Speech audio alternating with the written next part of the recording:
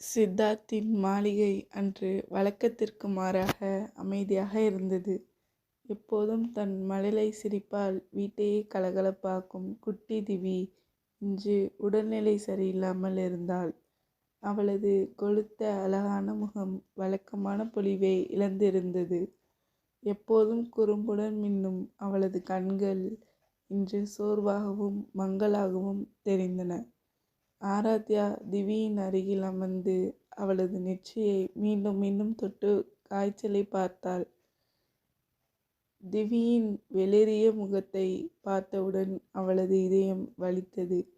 கண்களில் கண்ணீர் நிரம்பியது. எப்போதும் ஓடி விளையாடி ஒரு நிமிடம் கூட அமைதியாக இருக்காத அதே திவிதான் இது. ஆனால் இன்று அவள் அமைதியாக படுத்திருந்தாள்.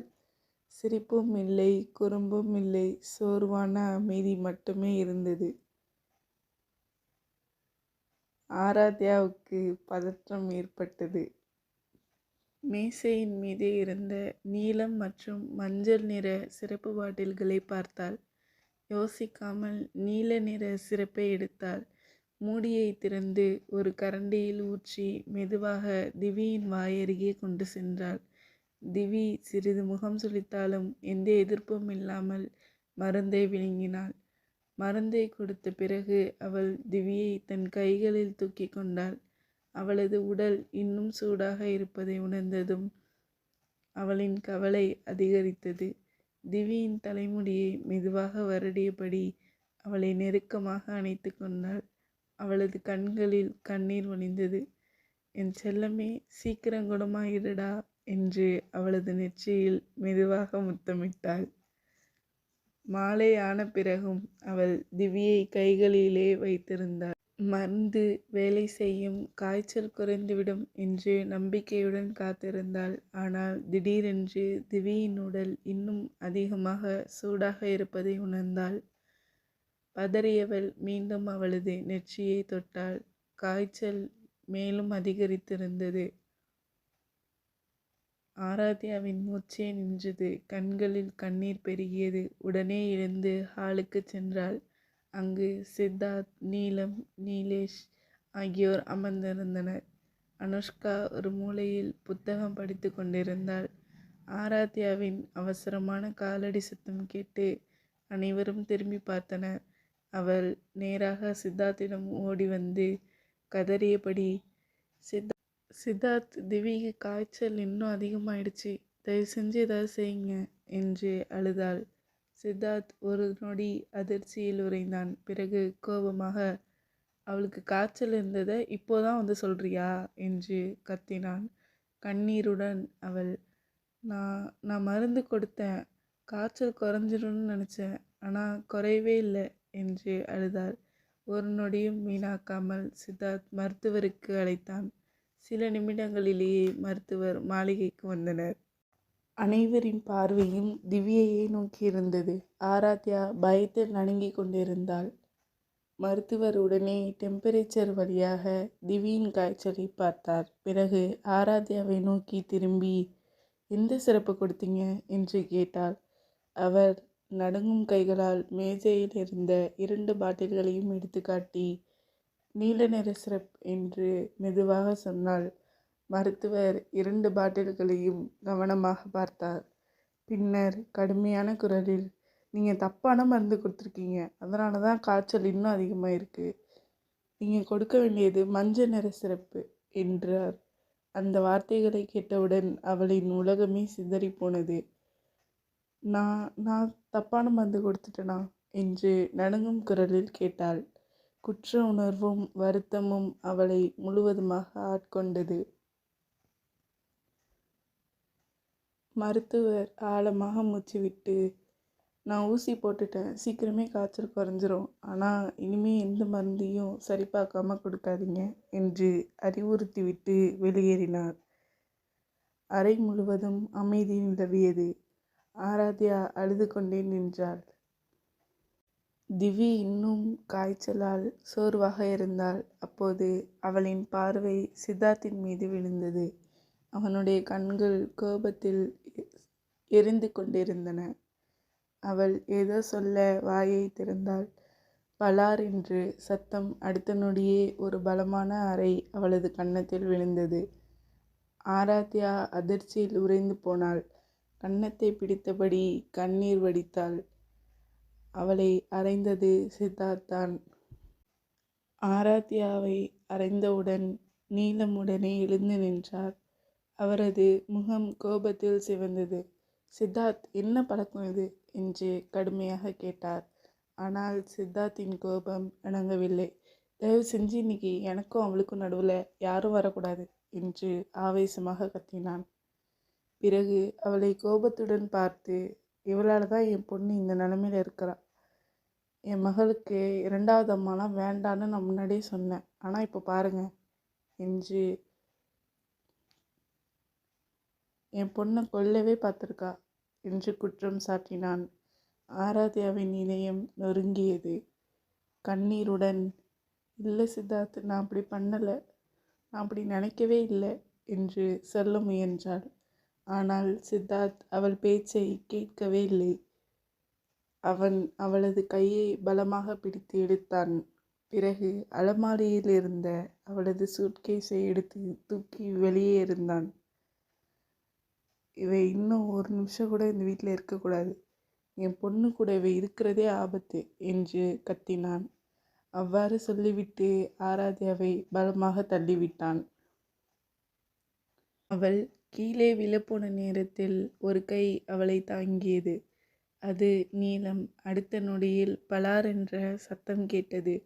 இந்த முறை அறை வாங்கியது சித்தார்த். தன் தாயே தன்னை அறைந்ததை உணர்ந்து அவன் அதிர்ச்சியில் உறைந்து நின்றான். நீலம் கோபத்தில் நடுங்கியபடி, எவ்வளவு செஞ்சாலும் உன் மனசில் 2வது மனைவின்ற எண்ணமே போகலையா? அந்த பொண்ணு உன் மகளுக்காக உயிரே கொடுக்க தயாராக இருக்கா. ஒரு தப்பு நடந்ததுக்காக அவளை இப்படி சித்திரவதை செய்கிற என்று கண்டித்தார். நீலேஷ் கூட பேச முடியாமல் அமைதியாக நின்றார். நீலம் வலியுடன் தொடர்ந்தார். சரி, உனக்கு 2வது மனைவின்றது தான் இவ்வளோ பெரிய பிரச்சனைன்னா, இன்னிலேருந்து உனக்கு 2வது மனைவியே இருக்க மாட்டா. முதல் மனைவியோட இடத்த 2வது மனைவி எப்போதும் பிடிக்க முடியாதுன்னு நீ நினைக்கிறல்ல, அப்படியே இருக்கட்டும். அவ்வாறு கூறிவிட்டு அவர் தன் அறைக்கு சென்றார். சித்தார்த்தும் அனுஷ்காவும் பதற்றத்துடன் அவரை பின்தொடர்ந்து ஓடினர். நீலம் தன் அறைக்குள் சென்றவுடன் அலமாரியை திறந்து ஒரு பெரிய சூட்கேஸை வெளியே எடுத்தார். அதை பார்த்த சித்தார்த் பதறிப்போனான். அம்மா, வேண்டாம்மா, நீங்கள் ஏன் போகிறீங்க? தயவு செஞ்சு என்னை விட்டு போகாதீங்க என்று அவரது கையை பிடித்து கதறினான். ஆனால் நீலம் தனது கையை அவனிடமிருந்து இழுத்து கொண்டு குளிர்ந்த குரலில், என்னை விடு, இனிமேல் நீ என் மகன் இல்லை. உன்னை நான் பெக்கலைல்ல. இன்னிலேருந்து எனக்கு அனுஷ்காவும் கிருஷ்ணும் மட்டும்தான் என்னோட பிள்ளைங்க. உனக்கும் எனக்கும் இனி எந்த உறவும் இல்லை என்றார். அந்த வார்த்தையை கேட்ட சித்தார்த் நிலை குளிர்ந்து போனான். கண்களில் கண்ணீருடன், மா, என்னை பெற்றவங்க யாருன்னே எனக்கு முக்கியம் இல்லைம்மா, எனக்கு நீங்கள் தான் அம்மா என்று கெஞ்சினான். ஆனால் நீலத்தின் மனம் கல்லாகிவிட்டது. அவர் கடுமையாக, சித்தார்த், வழியை விடு, என்னை உன் அம்மானு நினைக்கிறது உண்மையாக இருந்தா என் வழியில் நிற்காத என்றார். சித்தார்த் பேச முடியாமல் நின்று விட்டான். அப்போது அனுஷ்கா அழுதபடி தன் அம்மாவின் கையை பிடித்து, அம்மா, நான் என்ன தப்பு பண்ணேன் என்று கேட்டார். நீலம் அவளது தலைமுடியை வருடியபடி, என்னை பார்க்கணும்னா வேலைக்காரங்க தங்குற இடத்துக்கு வா என்றார். சித்தார்த் மீண்டும், அம்மா, ஏன் அங்கெல்லாம் தங்கணும், தயவு செஞ்சு நம்ம வீட்டுக்கு வாங்குமா என்று கெஞ்சினான். ஆனால் நீலம், போதும், நிறுத்து என்று அதட்டினார். பிறகு ஒரு வார்த்தையும் பேசாமல் ஆராத்யாவின் கையை பிடித்து கொண்டு மாளிகையை விட்டு வெளியே நடந்தார். வெளியே இருந்த வேலைக்காரர்கள் அனைவரும் அதிர்ச்சி அடைந்தனர். ஒருவர் தயக்கத்துடன், மேடம், நீங்கள் எங்கள் கூட தங்க போகிறீங்களா என்று கேட்டார். நீலம் மெதுவாக புன்னகைத்து, ஏன், நாங்களும் உங்களை போல மனுஷனுங்க தானே என்றார். அதன் பிறகு நீலமும் ஆராத்யாவும் வேலைக்காரர்கள் தங்கும் குடியிருப்பின் மேன் மாடிக்கு சென்றனர். உள்ளே சிறிய அறைக்குள் சென்றனர். அந்த அறை மிகவும் எளிமையானது. ஒரு கட்டில், ஒரு விசிறி, சில நாற்காலிகள் மட்டுமே இருந்தன.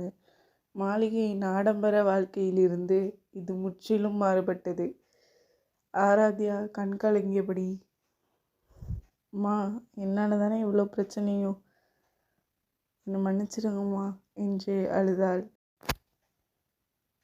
நீலம் அவளது கண்ணீரை துடைத்துவிட்டு, ஆராத்யா, தப்பு நடந்திருக்கலாம், ஆனால் நீ அதை வேணும்னே செய்யலை. திவ்யை நீ உன் சொந்த பொண்ணு மாதிரி நேசிக்கிறன்றது எனக்கு நல்லாவே தெரியும். அதனால் உன்னை எப்போதும் நான் குற்றவாளியாக நினைக்க மாட்டேன் என்றார். அந்த வார்த்தைகளை கேட்ட அவள் மேலும் கதறி அழுதாள். மறுபக்கம் மாளிகையில் திவியின் காய்ச்சல் மெதுவாக குறைய ஆரம்பித்தது. மருத்துவர் போட்ட ஊசி வேலை செய்ய தொடங்கியிருந்தது. சித்தார்த் அவளது படுக்கையின் அருகில் அமைதியாக அமர்ந்திருந்தான். தூக்கத்தில் இருந்த திவி மெதுவாக கண்களை திறந்து, அம்மா என்று மெல்ல அழைத்தாள். அந்த ஒரு வார்த்தை சித்தார்த்தின் இதயத்தை குத்தியது. திவி அழைத்தது ஆராத்யாவை தான். அவள் மீண்டும் அம்மா எங்க என்று பலவீனமாக கேட்டாள். சித்தார்த் பதில் சொல்ல முடியாமல் அமைதியாக நின்றான். அப்போதுதான் அவன் செய்த தவறின் பாரம் மெதுவாக அவன் மனதில் விழத் தொடங்கியது. திவி மெதுவாக எழுந்து உட்கார முயன்றாள். இன்னும் அவள் மிகவும் சோர்வாக இருந்தாள். அவள் அறை முழுவதும் பார்வையை சுற்றி பார்த்துவிட்டு மீண்டும் மெதுவாக அம்மா அம்மா எங்க என்று கேட்டாள். சித்தார்த் அவளது தலையை மெதுவாக வருடி, திவி, அம்மா கொஞ்சம் வெளியே போயிருக்காங்கடா, சீக்கிரம் வந்துடுவாங்க என்று சமாதானப்படுத்த முயன்றான். ஆனால் திவி தலையசைத்தாள். வேணாம், எனக்கு அம்மா தான் வேணும் என்று அழத் தொடங்கினாள். அவளது அழுகை அதிகரித்தது. அதை பார்த்த சித்தார்த் என்ன செய்வது என்று தெரியாமல் திகைத்தான். அவளை தூக்கி கொண்டு சமாதானப்படுத்த முயன்றான். பொம்மைகளை கொடுத்தான். பிடித்த கார்ட்டூனை போட்டு காட்டினான். ஆனால் திவி ஒரே வார்த்தையை தான் திரும்ப திரும்ப சொன்னான், எனக்கு அம்மா வேணும்.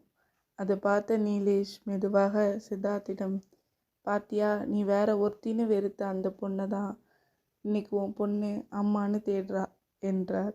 சித்தார்த் அமைதியாக தலை குனிந்தான். அவனது மனதில் ஆராத்யா கதறி அழுத முகமும் அவளை அறைந்த அந்த நொடியும் மீண்டும் மீண்டும் தோன்றின. அவன் செய்தது மிகப்பெரிய தவறு என்பதை மெதுவாக உணர ஆரம்பித்தான்.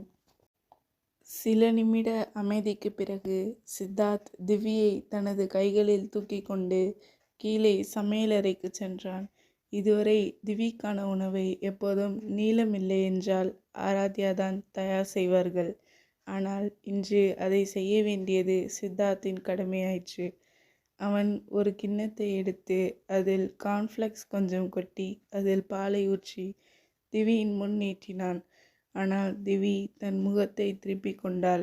மெதுவாக முணுமுணுத்தவள் மீண்டும் ஒரே ஒரு வார்த்தையை தான் சொன்னாள், அம்மா. பொறுமையுடன் சிரித்த சித்தார்த், குட்டிமா, உன் அம்மா சீக்கிரம் வந்துடுவாடா, கொஞ்சம் சாப்பிடுடா என்று மென்மையாக சொன்னான். ஆனால் திவி மீண்டும் முகத்தை திருப்பி கொண்டு அம்மா அம்மா என்று மெதுவாக அழைத்தாள். சித்தார்த் முடிந்தவரை எல்லாவற்றையும் முயற்சி செய்தான். அவளை கிச்சு கிச்சு மூட்டினான், அணைத்து கொண்டான், அவளது கன்னங்களில் முத்தமிட்டான். ஆனால் திவி ஒரு வாய் கூட சாப்பிடவில்லை. அந்த நேரத்தில் அனுஷ்கா சமையலறைக்குள் வந்தாள். நிலையை பார்த்தவள் மெதுவாக, அண்ணா என்ன ஆச்சு என்று கேட்டாள். சித்தார்த் ஆழமாக மூச்சுவிட்டான். அவன் குரலில் ஏமாற்றம் தெரிந்தது. இவள் அம்மா கிட்ட கூட்டிகிட்டு போ என்றான். என் கையால் இவ சாப்பிட மாட்டா என்றான். அந்த நொடியிலேயே உண்மையான காரணத்தை அனுஷ்கா புரிந்து கொண்டாள். திவிக்கு ஆராத்யா தான் வேண்டும். ஆனால் அதை சித்தார்த் ஒருபோதும் வெளிப்படையாக சொல்ல மாட்டான். ஒரு நொடியும் தாமதிக்காமல் அனுஷ்கா திவியை தூக்கி கொண்டு மேல் மாடியில் இருந்த வேலைக்காரர்களின் குடியிருப்பை நோக்கி ஓடினாள். அவள் அவசரமாக கதவை தட்டினாள். உள்ளிருந்து ஒரு குரல் கேட்டது. இந்த நேரத்தில் யாரு என்றாள். கதவை திறந்த ஆராத்யா அனுஷ்காவின் கைகளில் இருந்த திவியை பார்த்தவுடன் அவளது முகம் மலர்ந்தது. சொல்ல முடியாத பாசம் அவளது கண்களில் மின்னியது. திவி தன் சிறிய தலையை சாய்த்து இனிமையாக சிரித்தபடி அம்மா என்று அழைத்தாள். அடுத்த நொடியே அவள் திவியை தன் மார்போடு இறுக அணைத்து கொண்டாள். அவர்களை சில நொடிகள் பார்த்து கொண்டிருந்த அனுஷ்கா, அண்ணா ரொம்ப நேரமாக சாப்பாடு இவளுக்கு ஊட்ட முயற்சி பண்ணுறாரு, ஆனால் இவ எதுவுமே சாப்பிடல, தயவு செஞ்சு நீங்கள் இவளுக்கு ஊட்ட முடியுமா என்று கேட்டாள். ஆராத்யா மெதுவாக தலையசைத்தாள். அவள் விரைவாக திவிக்கு உணவு ஊட்டினாள். அவளின் அம்மாவின் கைகளில் இருந்த திவி எல்லா கவலைகளையும் மறைந்து போனது போல அமைதியாகிவிட்டாள். அவளது சிறிய கைகள் ஆராத்யாவின் இடுப்பை இறுக பற்றி கொண்டன. அது அம்மா என்னை விட்டு எங்கேயும் போகாதீங்க என்று சொல்வது போல இருந்தது. ஆனால் திவி சாப்பிட்டு முடித்ததும் ஆராத்யா அவளை மீண்டும் அனுஷ்காவிடம் கொடுத்தாள். பிறகு அவள் சொன்ன வார்த்தைகள் அனுஷ்காவின் இதயத்தை கத்தியால் குத்தியது போல வலிக்க செய்தது. அவளுக்கு உடம்பு சரியில்லை, அதனால தான் நான் அவளுக்கு சாப்பாடு ஊட்டினேன். ஆனால் இனிமே அவளை என்கிட்ட கொண்டு வராத. என்னோட ஸ்பரிசம் கூட அவளுக்கு நல்லதில்லை. அனுஷ்காவின் கண்கள் கண்ணீரால் நிரம்பின. நடுங்கும் குரலில் அண்ணி என்று அழைத்தாள். ஆனால் ஆராத்யா அவளை பார்க்காமல் உறுதியாக போ அனுஷ்கா ப்ளீஸ் என்றாள். கண்ணீரை அடக்கி கொண்டு அனுஷ்கா அமைதியாக அங்கிருந்து சென்றாள். வில்லாவிற்கு திரும்பியவள் திவி தன் அம்மா இல்லாமல் தூங்க மாட்டாள் என்பதை அறிந்ததால் நேராக சித்தார்த்தின் அறைக்கு சென்றாள்.